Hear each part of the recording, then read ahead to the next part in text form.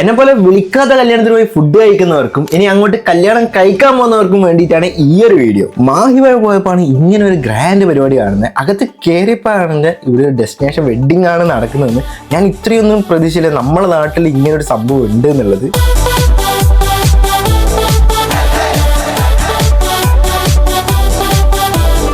അകത്തേക്ക് പോയപ്പോഴാണ് ഫുഡിൻ്റെ ഒരു സെക്ഷൻ അവിടെ തന്നെ കണ്ടത്. വെറൈറ്റീസ് ഓഫ് ഫുഡ് ഉണ്ട്. ഞാൻ അവിടെ പോയി ഓരോ ഫുഡും ട്രൈ ചെയ്ത് അതിൻ്റെ ഇടയിലാണ് ബാക്കിൽ നിന്ന് ഒരു കൈ വന്നത്. ബ്രോ എന്താ ഇവിടെ എന്നുള്ളത്. വേറെ ആരുമല്ല, നമ്മളെ ഫോളോവേഴ്സാണ് ഈ ഒരു പരിപാടി നടത്തുന്നത്.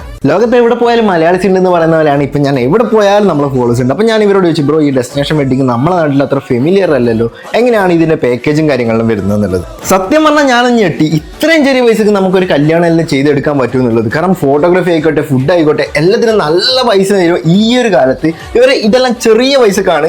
എത്രയാണെന്ന് അറിയണമെങ്കിൽ നിങ്ങൾ കമന്റ് ബോക്സിൽ വെഡിങ് കമന്റ് ചെയ്താൽ മതി.